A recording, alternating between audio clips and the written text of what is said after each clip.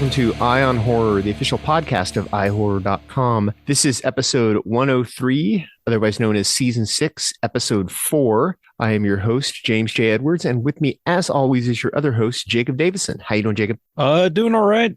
Just dealing with some dental stuff, but Ouch. Did you get good drugs at least? It hasn't happened yet. I'm going in for the surgery tomorrow, so okay. I'm not looking forward to it, but So you're in the pain portion, not the drug portion. well, that's a good thing. It doesn't actually really hurt that much. It's just one of those things where they caught it early, but they need to go in. I'm getting a. This is why there's so much horror about dentistry and teeth, like The Dentist by Brian Yuzna.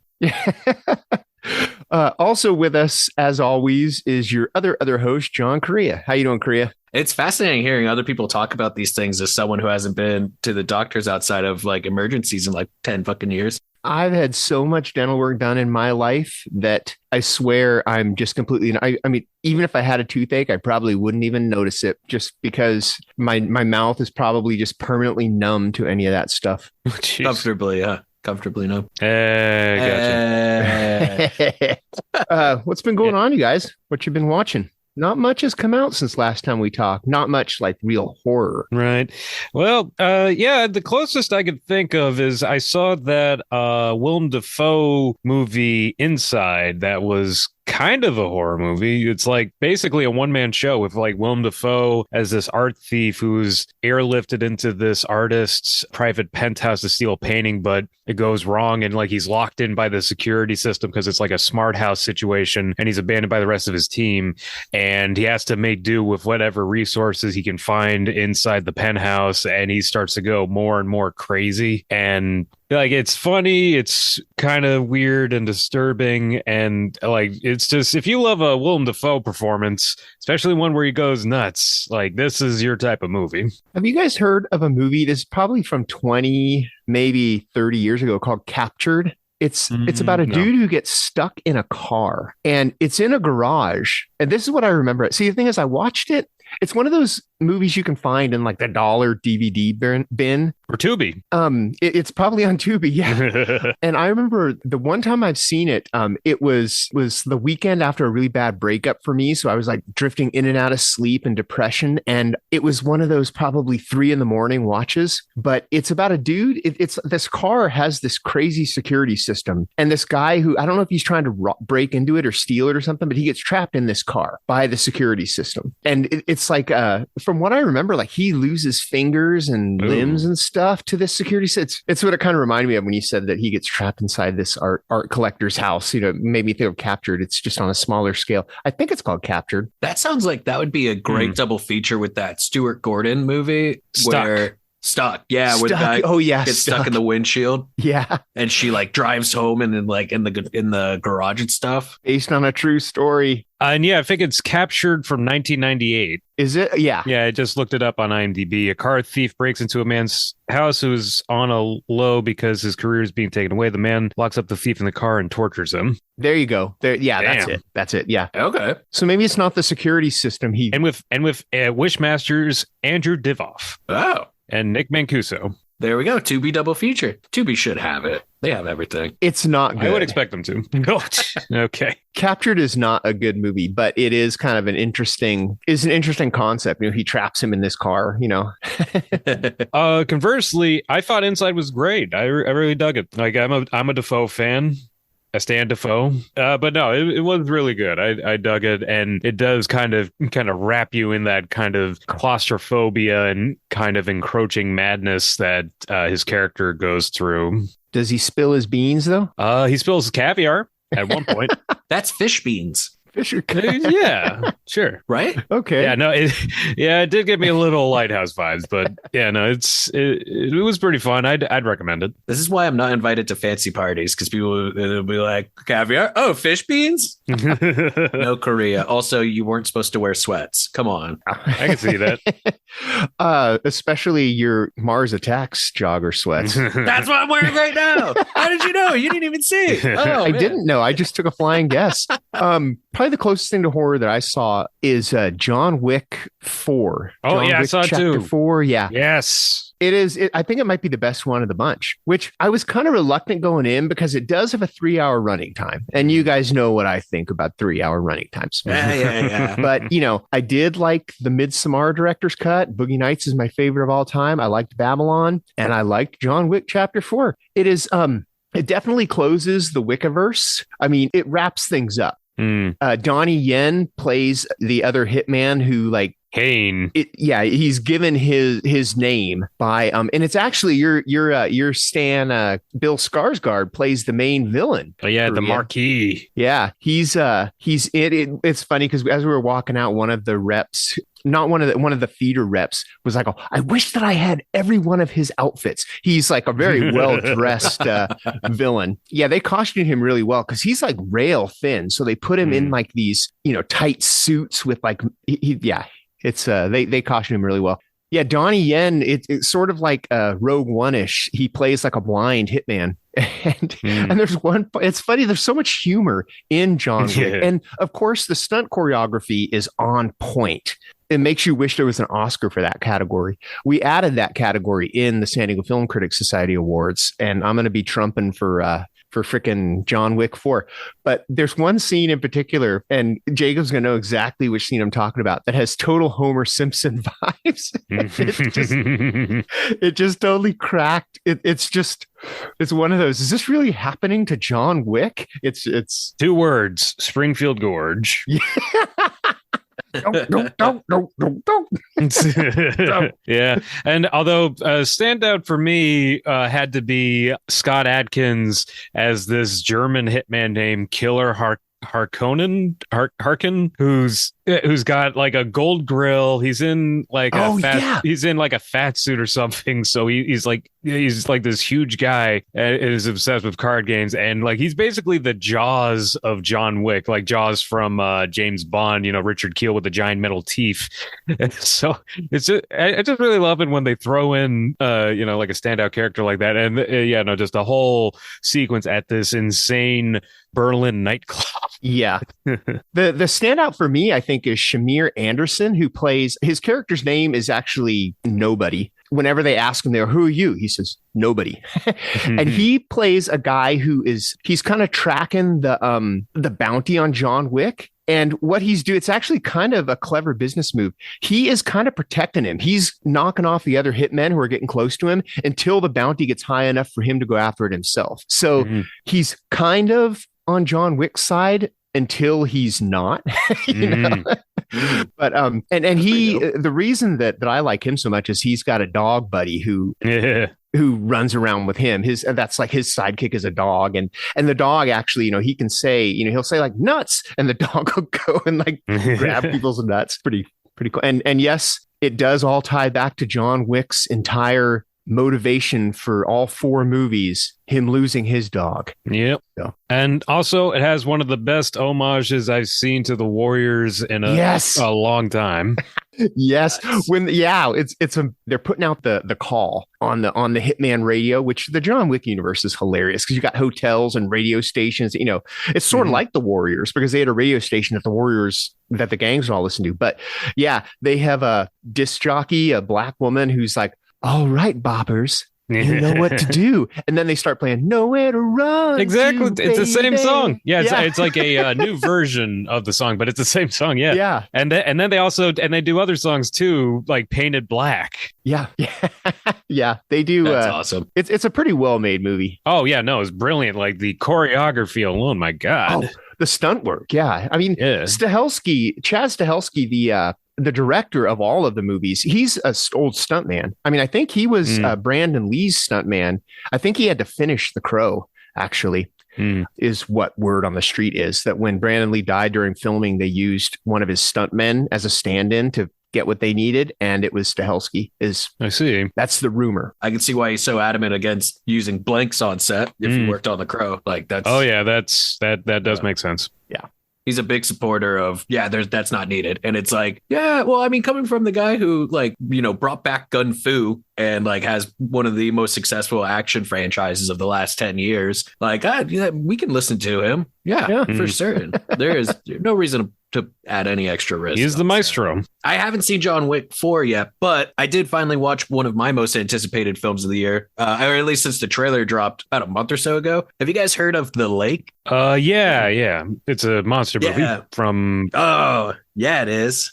It's a Thailand/Chinese production, and The Lake follows a mysterious monster that rises from the Mekong River and attacks Wenkan, cuts off people from the outside world. And so you follow a few different groups of people as they are trying to figure out, A, what the fuck is going on, and B, like what to do with it. And it's basically like Thailand's like big attempt at doing a big monster movie. And it's really cool. Like they were very adamant about pulling off the creature very well. The design is really cool. It's one of the coolest looking monster kaijus I've seen in a while. I was going to say, is it like a kaiju or is it like a creature from the Black Lagoon size? I mean, is it a giant monster? I don't want to spoil. Okay. I don't want to spoil too much, but you get both. Okay. You get both. Okay. Well, then that's the thing too, is that you do have like the more kaiju one, but there is another one. There's at least two in here. Okay. And that one is more like an 8-10 foot tall monster that just like rampages through people. It's insane. So you have like you have like a cryptozoid, and then you have a kaiju.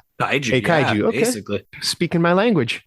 It's like you're getting a small Godzilla and a creature from the Black Lagoon, and both are gnarly. Cool. But the cool thing about it is that they go really hard with the practicals. Like I think I read that the director said it was 60% practical effects with the monster and 40% CGI. So there's a lot of really cool moments where even when you see like the big boy or the big guy one moving its head around and stuff, like it's all practical, except for like maybe its tongue. And even the CGI in it is really good. There was a few shots of it running that was completely CGI, and it looked really well. You can definitely tell that the makers of this movie are huge monster fans, and there's little homages and taking little bits and pieces from all these different things. There's a lot. It's constantly night and raining because it all takes place during a big rainstorm. So there's a lot of shots with the giant monster that really feel like Jurassic Park. But it's a lot of fun. I mean, I'm seeing a lot of bad reviews for it. I don't understand because it pulls it off. It does fall into some tropes. You know, the editing's a little rough in some places. And there's just like, it bothered me at first, some of like the switching around story and the editing. It left me very confused in the beginning, but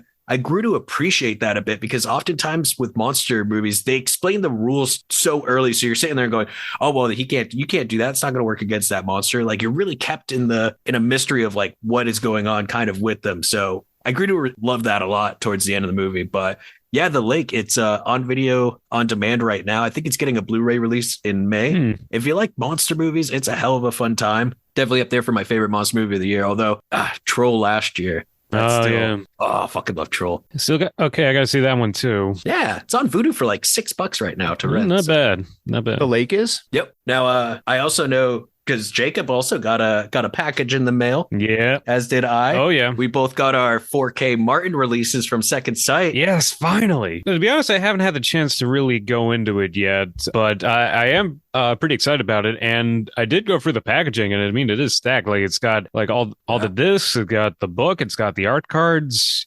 huge box. Yeah. Yeah, it's just one of those things where, it's another Romero movie that's sadly tied up in a lot of legal red tape for release. So, that's why the last release for Martin was, I think, DVD on Anchor Bay like 20 years ago. Yeah. Arrow put out the Immortal Edition around that same time, and that's about it. Second Sight put out this 4K, and thankfully 4K is region free. So thank you, Diabolic DVD, for making this possible. Well, and it's a great release. And the good thing also that Second Sight did was they put all the features on the 4K disc as well. Because I know sometimes when you import a 4K, the Blu-ray is region 2 locked, and that's where all the features are. Not the case with this one. Thankfully for me, since I don't have a region-free Blu-ray player. Yeah, but the features are great. There's an hour-long documentary where they get a lot of the people that were involved with it, producers, DP, actors. They interview them, and they do a little bit of location scouting in the town where it was shot, showing like, oh, this is where he did it. And it was such a great educational piece on like what Romero was going through at that time, because Martin was the film before Dawn of the Dead, and basically Romero didn't make any money money until dawn. So there was like some rough years in there where he was making movies, but they weren't taking off. They weren't getting great distribution. And so they were talking about like how a lot of like that team would be working on like multiple different projects, whether it was the TV show like The Winners or some local commercials and stuff, all just trying to like keep the business afloat. And when they would shoot like the TV stuff, they would save the ends of films and use that to shoot Martin with. So all the film stuff.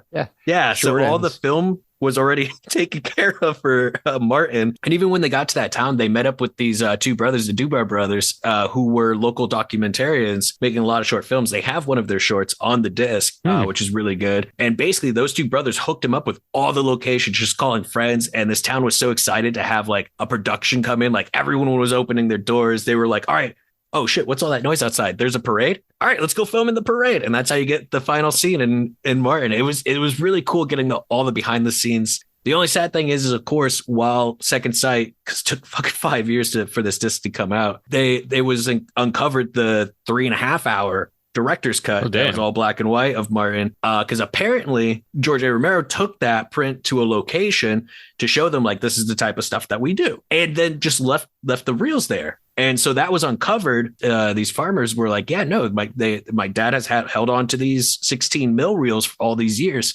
And then stuff happened. Second Sight wasn't able to secure it. I think the George A. Romero Foundation, don't hold me to it, but I believe they are trying to get them so that they can restore it. And I saw that there was a lot of excitement from like the original people involved with the movie about it. And then like it dropped off. Then like about a year or so ago, the reels went up for an auction and sold for like $52,000. And there's been no news on it since. Because you can get those prints, like you can own them, but you can't do shit with them without Rubenstein's permission and stuff. So I don't know if we'll ever be able to view that what sounds like an amazing director's cut. I hope we can, but until then, this Second Sight disc is incredible. Highly recommend it. And it has the whole soundtrack on CD too, which is phenomenal. So, but you don't need it because you have the soundtrack from Ship to Shore.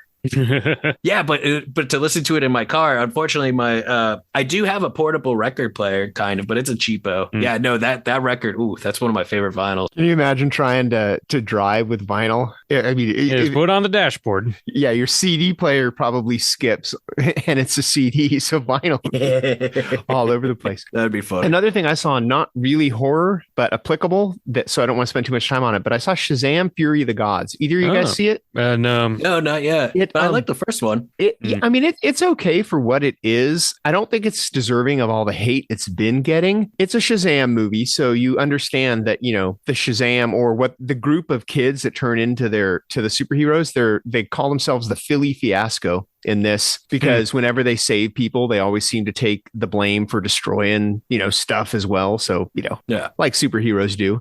But I mean, it's pretty fun. I mean, there are these three witches that come back, you know, these three gods, I should say, not witches, that come back. But the third act goes absolutely batshit crazy. I mean, there are dragons and cyclops and minotaurs and unicorns and like, I mean, there's awesome. A little of everything. It's pretty fun though. I've heard that DC's disappointed in it and have already stopped promoting it, and it's only been out for a couple of weeks. But it does, you know, like all good superhero movies, it does the post-credits thing where it leaves it open for more to come. So who knows? Of course. I mean, the whole what's left of the Snyderverse thing with the regime change, all that stuff, especially since Black Adam, it's been messy. Yeah. But I like the first Shazam movie, and you know, I'm really stoked to hear that the director is wanting to go back to horror, and he's kind of done with superhero movies now. So hopefully we'll see that. But that's also understandable, dude. He's been making Shazam, like working on Shazam movies for like fucking 7 years, dude. Yeah. Oh yeah. And this one you can see, because you know all these monsters that come out at the end. You're like, okay, this is Sandberg. This is him flexing his horror here. I mean, they did that with the first movie. Yeah. Dude. That's why the first one was so good. There were so many demons. Yeah, they were terrifying in the first Shazam movie. Like legitimately, I was like, holy fuck, these are gnarly. But speaking of comic books, someone on Twitter not too long ago pointed out that there's a special feature for Ghost Rider: Spirit of Vengeance. Remember that movie? Remember how they tried rebooting Ghost Rider with the directors of Crank, and it was supposed to be more mature and not 2000s comic booky, and it was going to be all weird, and they released that awesome trailer where he's like pissing fire and stuff, and everyone was like, so hyped. And then the movie came out and then left. And then, like, no one has really talked about it since. Well, someone on Twitter pointed out that there's an hour and a half making of documentary on Ghost Rider Spirit of Vengeance that catalogs the entire filmmaking process. And it is mesmerizing. Like, I went out of my way to find a Blu-ray copy of it, and I bought it solely for this special feature because it is one of those like mid 2000s DVD or DVD Blu-ray extra where it's like hyping it up and it's like, oh, here's the pre-process, oh, here's the production process. But the filmmakers and whoever cut this hour and a half together were very candid, very straightforward about all the things that went wrong with it. Like, you legit see the directors go from being very excited, very pumped to be doing what they're doing. And then, like, by the end of it, they're just like driven into the ground and are just like, oh yeah. And then this thing happened. Like, it was so much went wrong during the making of it. Like, suddenly, like, everything that was with that movie suddenly makes sense. But it was also really cool because it's the guys who did the Crank movies. So they're fucking nuts anyways. And they were showing, like, there's one shot in the movie where you see Idris Elba's character. Yeah, because remember how Idris Elba played a Frenchman in that movie? You did? Yeah, that was... Yeah, this was before Idris blew up, but it was real funny. We got to get Idris Elba and Bill Skarsgård to play dueling Frenchmen. Oh, God. Like, literally dueling Frenchmen. Yeah. But there's a shot where he, like, his bike or something explodes and he goes flying off this, like, hillside cliff, and he, like, does a turnaround and he's shooting. And the camera's going with them, and they showed how they pulled it off. And it was actually one of the directors strapped into a crane with the stunt actor who was filling in for Idris with it. And they actually flew him out over the fucking edge of this giant cliff. And he's got the camera hand, and they showed like one take where the camera just suddenly got snapped out of his hands. And like the entire time I'm just like, oh, what was something, like, they were safe and they were good. But like the director was just like, yeah, no, I'm not going to put somebody else with that. And I love doing the camera. So like those two filmmakers were very hands on. They were like on the cameras. There was like all these great behind the scenes shots where they're like going down this long road on motorcycles, and you see one of the co-directors with a camera in his hand, and he's wearing rollerblades, and he's just holding onto the back of a fucking bike with no helmet on. Nut job. And this is someone who's co-directing like a big budget, movie. Oh man. But yes, even if you're not a fan of the Ghost Rider movies, it's a special artifact, that hour and a half long documentary, and you can get Spirit of Vengeance or the 2 film collection for like under $10. And I'm telling you, the hour and a half doc is well worth it. All right. Yeah, keep that in mind. Also, I was doing more Cinematic Void the last week. They're still doing the March Movie Madness stuff with 4 movies at movie theaters. And last week, they played a movie that's been on my watch list for a while because of the subject matter, Biggest Luna's Anguish, starring Zelda Rubinstein. Have either of you seen it? No. I think I saw it years ago. Is this the one where the guy and his he lives with his mom, and does what I remember about it, does a bird get caught behind like a big old dish hutch? Yeah, there is a segment about that, but it's a lot more to it because, it starts off as kind of that's all I remember about it. It kind of starts off as like this typical slasher movie type thing where Michael Lerner is this optometrist who's being controlled by his domineering and like weird hypnotist mother, played by Zelda Rubinstein, and he starts... Michael Lerner as in Friday the 13th Part 5? Michael Lerner? No, Michael Lerner from like Barton Fink. Let's see, he was in Elf, Maniac Cop 2. He was Mayor Ebert in Emmerich's Godzilla. Oh yeah, he was. That he was. But anyway, so it starts off like a typical slasher, and like this dude's going around gouging people's eyes out, but then it turns out that it's a movie that's being watched by this audience with like these teens, and then shit gets real weird with like kind of like a crossing of the movie and the audience, and like stuff that's happening in the audience kind of correlating to that. I don't want to spoil it, but just seeing it theatrically though, it did an incredible job of kind of playing with towing the line between the movie screening and the audience reactions and the reactions of the real audience with the fake audience. And the series is going to end tonight. They're playing Peter Bogdanovich's Targets. So I'm pretty stoked because it's one of my all-time favorite horror movies, because it is genuinely still one of the most disturbing and relevant horror movies to this day. Also, one of Boris Karloff's finest performances. That's awesome. I wish I could go to that screening tonight. Damn, these meetings. Yeah. Unfortunately, though, Targets is coming to Criterion Blu-ray in May. Thank God. Especially after the BFI had to cancel their 4K.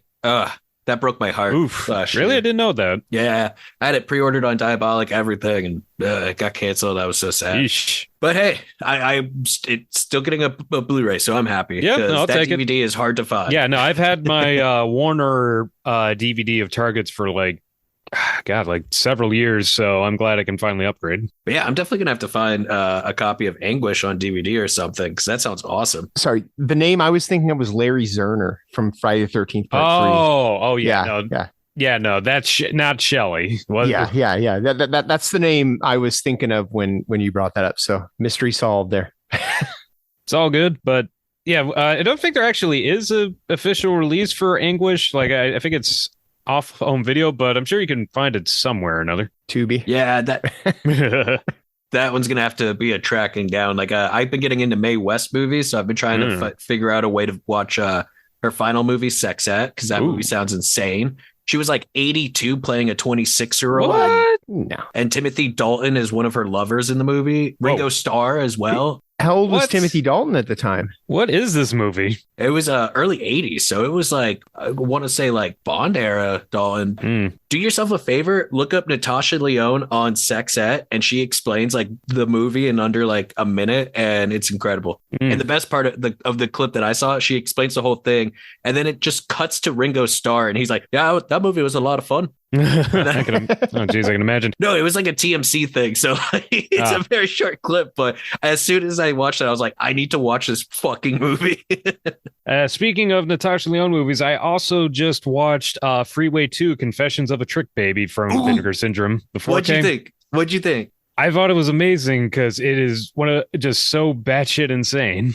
Have you seen the first Freeway? No, I haven't. Okay, they're only connected in the fact that it's like 90s Cinemax, gritty edgy version. Fairy tale adaptations. Because it's like the first movie is Little Red Riding Hood, the second movie is Hansel and Gretel, and they have that one scene where they put down crack rocks. Trail of crack cocaine to find their way home. But of course, a crackhead finds it and ruins their trip. It's a weird one, man, but it's so good, and she's phenomenal, and I've never seen her play a character like that. I was looking at the credits. She actually produced it too. Oh wow, that's awesome, man. She's had a cool ass career, and like from beginning to now, like she was always changing stuff up, and like those early films of hers, very interesting. Oh no, definitely. All right. Now we are joined by a very special guest. We have Sean McDaniel, who is the cinematographer of the upcoming Malum. How you doing, Sean? I'm good. Thanks for having me. Thanks for being here. The question I always like to start off with our guests is, how did you get started in doing what you do?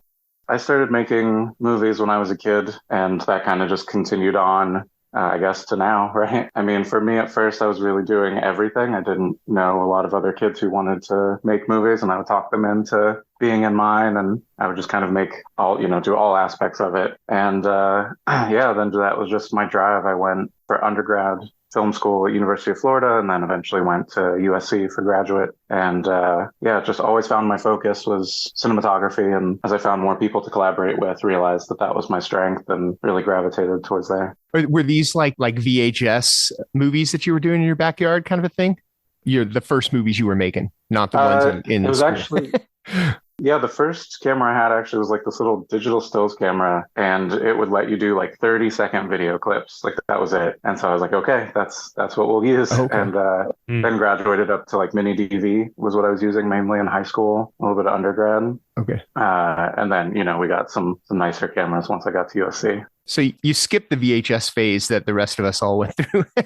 Yeah, I feel like it was like just before. Like I think the digital stills camera I got, that was like kind of the big deal. That was like, oh, it'll record 30 seconds of video, onto this card instead of VHS. So that was kind of the big deal. And you can stitch those 30 seconds together into a whole film. oh yeah, real amazing work that I was doing back then. I have such a love-hate relationship with mini DV because there's a bit of that nostalgia, but also when I went to film school, that's all we had. Like I think we finally got a digital camera my senior year, and it's just like a Canon CX5 500 Mark III or something. And that was like the big tech for my college. And then like, come out to LA and everyone's like, oh yeah, everyone's been working on Reds or something. I'm just like, oh, jeez. Yeah. I mean, yeah. I still have, and it's actually my favorite camera to this day, one of those Sony PD-150s, the old cameras that all the skateboard videos were made from. They're analog DV cam tapes. Yeah, I still got my mini DV camera. It was a bar mitzvah present from my grandpa. Nice. Excellent. When I was in film school, the new camera was the Canon Mark V. Is that what it is? Mark V. The simpler one was the T2i back then. So, right. And these were basically DSLRs that could shoot up to 12 minutes of video. Yeah. You had a little bit more leeway. Yeah. Yeah. In college, that was definitely the Mark Vs were a big upgrade from what we had before. How did you get involved making horror movies? I mean, was that always what you wanted to do, or is that just kind of where you found yourself led? Yeah, that's a good question. I mean, I like horror a lot as a genre. I mean, the work that I do kind of spans a lot of different genres, I would say. There isn't really one that I would say I love more than any others. Part of what I like about the work is getting to do the variety of projects. But yeah, lately I feel like I have been doing a little more horror. It's been, really fun to move into that territory. I was gonna say, looking over your filmography, you're not all over the place, but like you've had your hands in like all these different types of forms and whatnot. A lot of short form work, but there's always horror always pops up every now and then. It sneaks up. Yeah. Yeah. I mean, it's a fun genre to work in. I mean, Malum is definitely kind of, I would say, the horror project I've done that goes the hardest, which is what I liked about this movie. Like in the script when I read it is like it really goes for it, and I think that's what you want when you know what you're in for. Yeah, and actually, that's what I wanted to ask. How did you get involved with Malum? So I met Anthony, the director, on another project, a short film that he was producing and that I shot. And the directors are mutual friends of ours, and just somehow Anthony and I hadn't crossed paths before that one. And that was a really fun project, and it was great working with Anthony. And I could tell that he would be a good collaborator and just like a good person to work with. And so after that one, I kind of hit him up and was like, just, hey, what are you working on? And kind of mentioned that he was thinking about doing something new with Last Shift, and kind of hinted a little bit at the direction, and it sounded really cool. And, then eventually I got a script and kind of went from there. Nice. What was it like? Because like you kind of just mentioned, Malum is kind of like a remake of Last Shift. And Last Shift is only maybe 8 years old? Yeah, I think it was 2013, 2014. So yeah, so it's okay. So almost 10. What was it like remaking something that's that modern? I mean, was there pressure to put it in a different direction, or did you want to kind of stay close to the vibe of the original? Yeah, I mean, that was interesting. So I liked the original. I had seen it before, and then I gave it another few rewatches after Anthony had mentioned that he was, working on this. And I think it was interesting because I was thinking about it a lot more at first. And then once Anthony and I started talking about it, it kind of, I don't know, kind of like fell away. And that wasn't even in response to anything of like, oh, let's purposefully avoid talking about the film. It was really just like this script. I mean, it has the same premise. Kind of some of the bones are the same, but it really goes in a lot of different directions and has more of an investigation and mystery element. And so, I don't know, we kind of just started talking about all that. And eventually I didn't really think too much about the original. Kind of, it just became its own thing. I definitely did the rewatch of The Last Shift before watching Malum. And, there was that question in the back of my head since it was announced of just like, why? Why do that? Mm-hmm. And the movie Malum answers it perfectly, I think. Right off the bat, it's more exploration on the cult. There is a lot of changes, but the core is there. And I mean, you guys use that space a lot better. But I mean, that's also 10 years of like filmmaking experience, getting things together, probably better budget, and being able to sit on these ideas. But you guys were filming in a recently closed police station, right? Yeah. So, I mean, that was actually part of the movie. When it was time to go, it kind of kicked into gear pretty quickly because they found this decommissioned police station and the city was getting ready to tear it down. And so I think they were able to talk them into delaying. And so it was like, all right, we got to go. Nice. And so, we just got really lucky. I mean, I think that was the thing with the first movie. I wasn't on the first movie, but I think similar deal of like, right, you get that location and so much of the movie is centered around it that kind of determines a lot of what you're doing. And so, we just got lucky that the station offered a real variety of looks. I mean, it was huge. It was a 4-story police station, has a full gymnasium, which you see in the movie, which is great to shoot in and also kind of to turn into a soundstage almost for some of our sets. Yeah. And it just had a lot of different looks and just provided a lot of opportunities, really. The first movie, I think it kind of works. The thing I like about that one visually is that it has a very uniform look. Like the whole police station kind of looks the same. And I think that works really well for that movie. And then in this movie, the police station has like just a ton of different looks to it. Kind of feels like this weird hodgepodge. I think they probably were like maybe adding elements throughout the years and extending things, or at least remodeling.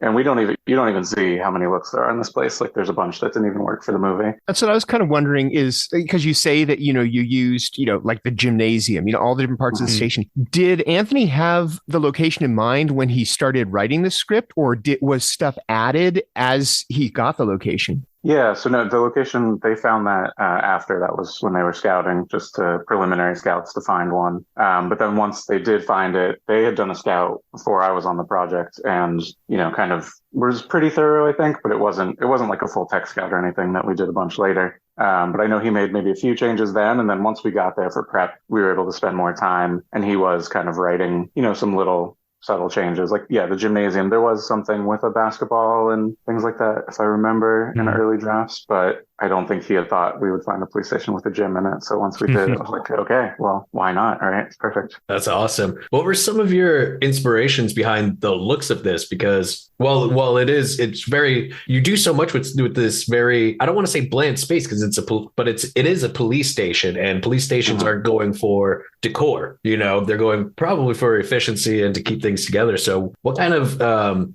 things were you trying to do visually to kind of separate situations, or just kind of change the overall mood? Because there's a lot of moments where it's like handheld, but it's taking perspective, but it's not the main character's perspective. There was like some interesting choices. So if you don't mind just walking through some of that process. Also, stylistically, it's everything from like home video to CC camera to just traditional filmmaking. So it's a pretty versatile looking movie. Yeah, that was definitely one of the things reading the script. It was like, okay, this has a lot going on, even though it is, just this one location. And when we walked into that police station, it was pretty overwhelming. Like the first time we walked in, actually, no one had been in there since I think basically COVID. Like when that happened, they were like, all right, everybody out, and no one ever went back in for like years. So like in the locker room when they actually had to cut some of the locks off so we could get into some of the lockers. Oh, wow. But it was just like people's stuff still there that they, I guess we're just like, well, I'm never getting, those shoes back. And so, it was really, it was odd. But yeah, so getting in there was just this variety of looks. And for me, we're moving through so many different locations. We're returning to locations.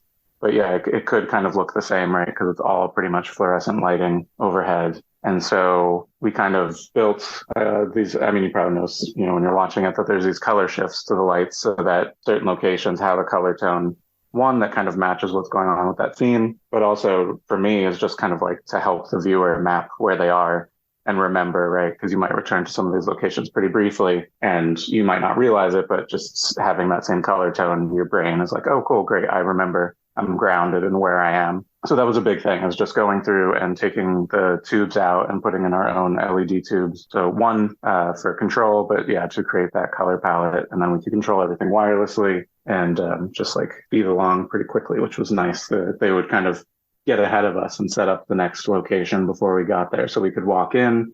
We're already kind of a little bit pre-lit, and then we can modify and, be ready to shoot. Gotta love those remote tubes, man.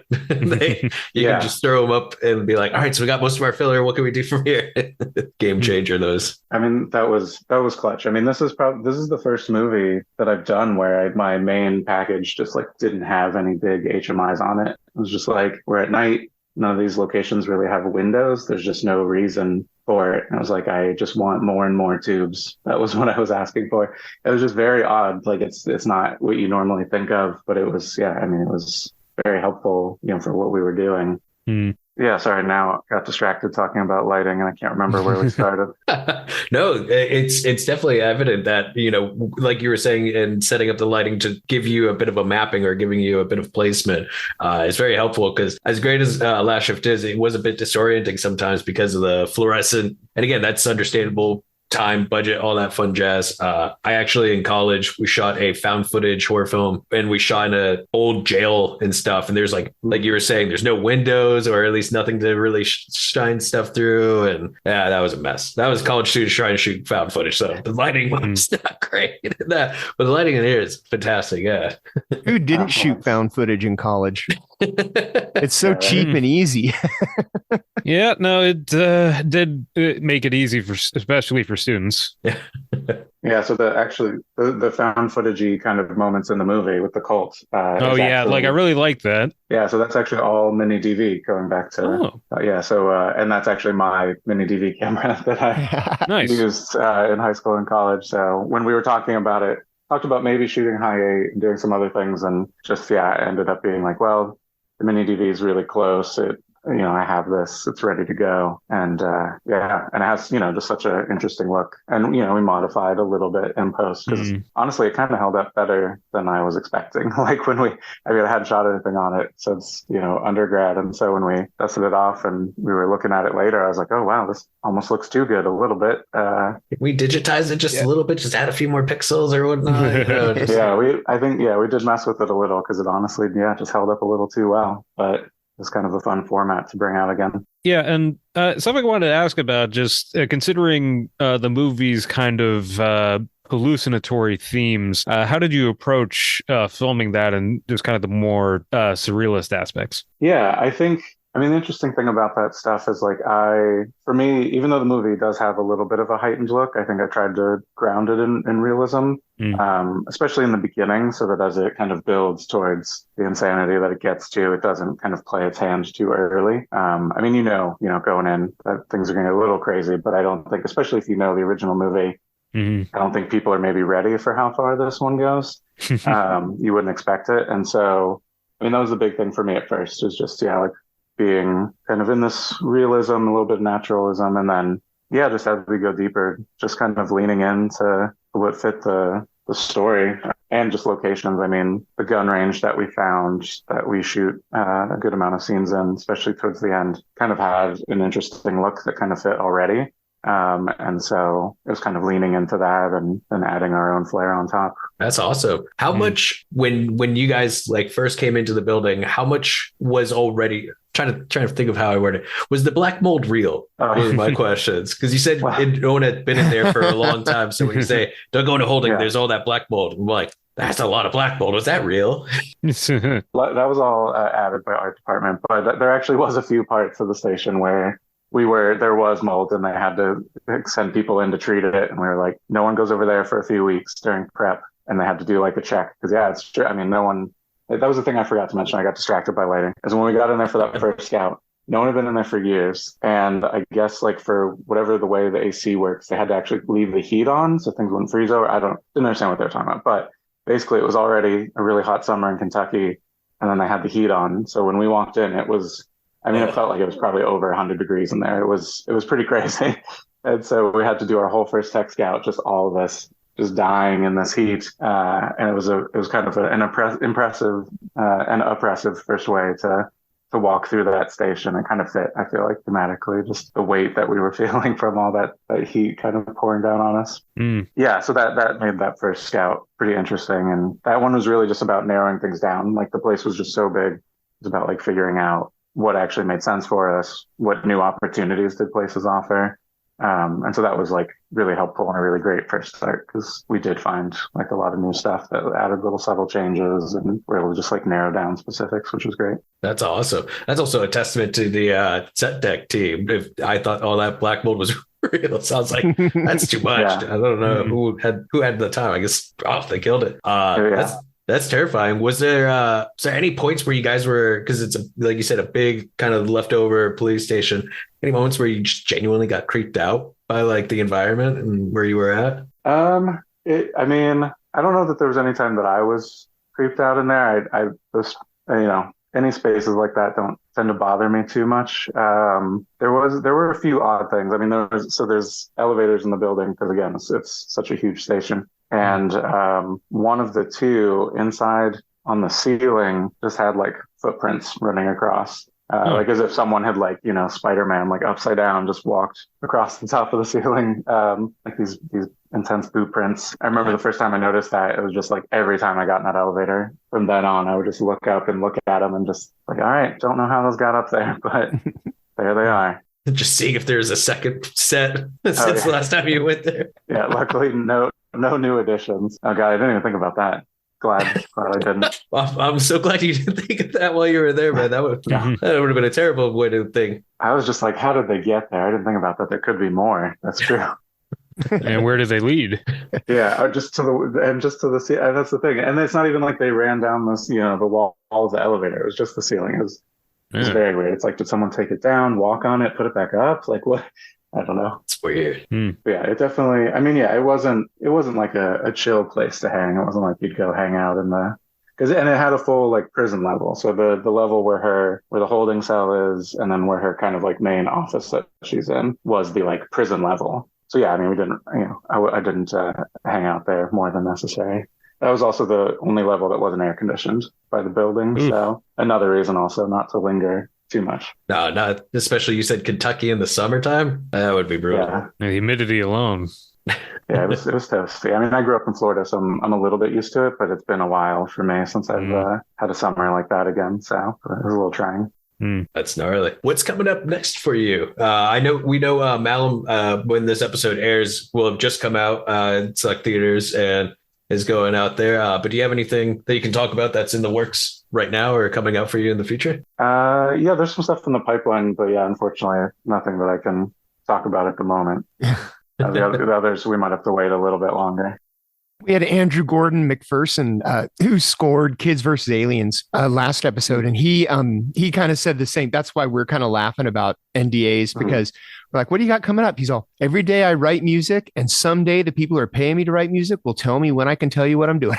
Yeah, it's tricky with all that stuff. I mean, it's nice to be able to talk to you guys and you've seen it. Like, this is actually the first talk I've gotten to do where people have seen the movie, so it's nice to be able to not be quite as on eggshells about spoilers or anything, and knowing that this is coming out after. Because this has a lot in there that I kind of forget, because you've been working on it for so long that it's like, oh yeah, there's actually like a lot of nice surprises, not just the scares, but story-wise, there's like some nice stuff going on there that you just get so used to, watching it over and over again, forget that I can't accidentally give that stuff away. Yeah. And it's quite the accomplishment. And, we've talked about it on our podcast before, remakes or reimaginings and stuff like that nature. And it's always interesting seeing a filmmaker redo something that they've done before, like with funny games or something of that nature. And it really does feel like like you said, the bones are there. There's like little moments, little pieces, the overall story, the core of it, it's the same, but it really is taken in a completely different direction. And I think, definitely your cinematography and the different story points definitely help differentiate it. So if you're a fan of Last Shift or not a fan, I mean, it's Malum, dude. It's not Last Shift. It's worth watching either way. Exactly. Yeah. And watching them like that, it is interesting the kind of directions this version took. So I think fans of the original will like it, and it'll bring in a lot of new fans who will check out the original both ways. Yeah, I hope so. Yeah, I mean, that's the thing. Like, the first one was so great. I think that's why they wanted to do it. Like it. I mean, I know it kind of has like a cult status, but I think, it didn't quite reach as far as it really should have. And so this will do both things. Like, people get to see this new kind of fun take on it. This is such a solid idea. And he built such an interesting world. I mean, that was my big thing when he told me he was expanding on it. It was like more about the cult, this kind of mystery investigation element. I'm a big sucker for all that stuff. Like, yeah, I was going to say watching it, I've been playing a lot of Resident Evil lately. So it kind of felt like watching a live action survival horror thing. It does, yeah. It does kind of have that vibe. It's like it's a third person, right? And Jess is your character you're almost playing. Yeah. I mean, it's assault on Precinct 13 with a satanic cult. I mean, how could you not love that premise? Yeah, that's great, right? I'm in. That's two of my favorite things right there. Yeah, exactly. So where can people see Malum? It's coming to select theaters, right? Yeah, it's going to be in theaters nationwide, and theaters and tickets are up when this comes out. Yeah. And after theaters, is it going? Where's it going, to Shudder? I think it'll just be on like VOD and all the digital platforms after it has a theatrical run. I'm not really sure, actually. Okay. I don't know where I got Shudder. Was Last Shift on Shudder, or was that Netflix? I watched it on Peacock. Oh, is it on Peacock right now? Back when Last Shift was released, there was a buzz about it. I remember in the horror community, people were like saying, you got to see Last Shift. So, I mean, you say it's like a cult following, but it was kind of like a horror. There was buzz around it. And it might have been Netflix, actually. I remember it was easy to see, and that's why it kind of, the ball just started rolling. because Netflix is quote free. But yeah, if you haven't seen Last Shift, though, it is on Peacock right now. I know that's where I watched it. I think it's also on Tubi or some of those other ones. And then, of course, Malum is in theaters on March 31st, but this is airing on the 3rd. So it'll already be out. So go get your tickets. Yep. And if you've seen it already, see it again. Where can our listeners find you if they want to, when these NDAs are finally up and you can talk about what you're doing next? Where can our listeners find you? You got social media? You got a website? So the website is SeanMcDanielDP.com. And then, I have an Instagram that's mainly pictures of cats and hiking, and then sometimes set photos and stuff, which is just Sean M. McDaniel. Yeah, those are probably the best spots. My Instagram, I never update it. I sorely neglect it, but my dog has a fairly active one. So, oh, nice. Yeah, mine might as well be one for my animals to a degree, but it's fine. All right. Well, thank you for joining us this afternoon and talking Malum with us. Everybody see Malum. It's we've all seen it, and it's worth the time. It's a great little reimagining of Last Shift. So yeah, everybody go see Malum. Thanks for having me. No problem. Happy to have you. Come back anytime. Our theme song is by Restless Spirit, so go check them out. And our artwork is by Chris Fisher, so go check him out. As for us, you can find us on any of the socials on iHorror or at iHorror.com, which is the site that we all call home. Thanks, Sean, for hanging out with us. And we will see everybody in a couple of weeks. So for me, James J. Edwards. I'm Jacob Davison. I'm Jonathan Correia. And I'm Sean McDaniel. Keep your eye on horror.